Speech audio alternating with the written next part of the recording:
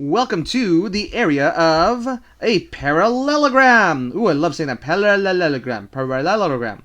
Parallelogram. All right, we're figuring out the area of a parallelogram. Now, you might be wondering, what is a parallelogram? Well, it is just a shape that has two sets of parallel lines. So a square would be a parallelogram because here's one set of parallel lines and then another set of parallel lines. Now, would this be one? Yes, a rectangle would be a parallelogram because it has one set of parallel lines and then another set. And do you know what also is a parallelogram? A diamond, because it's got one set there, one set there. All right, so those are parallelograms. Now, how do we find the area of it? Well, first we need to find the area of a square. And by understanding the area of a square, we'll then understand how to get the area of a parallelogram. To find the area of a square, you need the length and the width. This would be the length, and then this could be the width. By multiplying length and width, multiplying length times width will give us the area.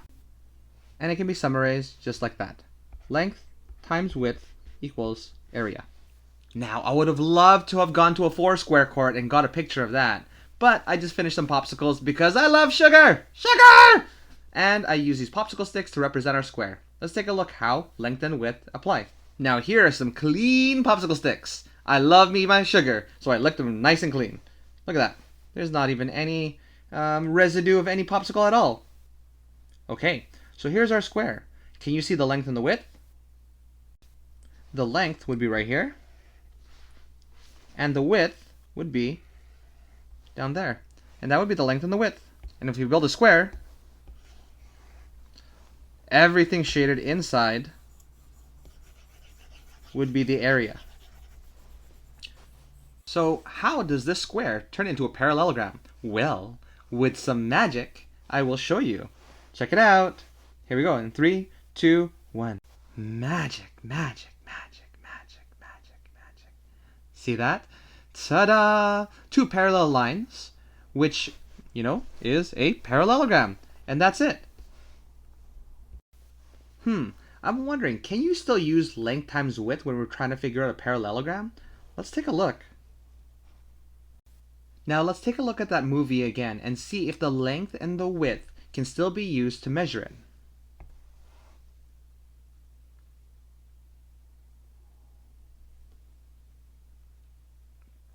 You see now the length is actually a lot shorter, along with the width, just marginally shorter. So I don't think that we can use the original length and width. We've got to figure out a different way. What we would have to do is actually rename these length times width into base times height. So length times width is the same as base times height. To find the measurements, this would now be the base, and the height would be perpendicular to the base. Perpendicular means it would be 90 degrees. If we were able to find this and this, we would be able to multiply them to find the area of a parallelogram. Now base times height is the exact same thing as length times width. If this was the length and this was the width, we are trying to find out the length basically for this line and the width for that line. Now some of you might say, that's crazy dark magic, that doesn't even make any sense. How can we get an area of parallelogram by just exchanging base times height? Well, what if I told you that this new parallelogram is secretly a square? I'm going to draw out personally this parallelogram.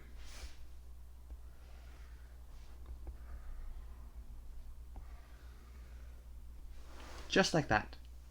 Now let's remove the picture. Now I'm going to remove the old length times width, but I want you to keep that in the back of your mind, the length times width. Now, do you see that green parallelogram right there? Now, do you happen to see a square in there? Let me give you a little perspective. If I cut this right down the middle, I have a triangle right there.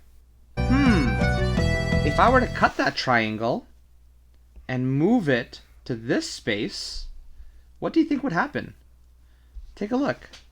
Do you think that triangle would fit right there? That triangle would be right there. And voila, I moved the triangle. It just fit perfectly. Do you see the square? Do you see the blue base times height? And it's the exact same thing, like we were saying. It's still length times width.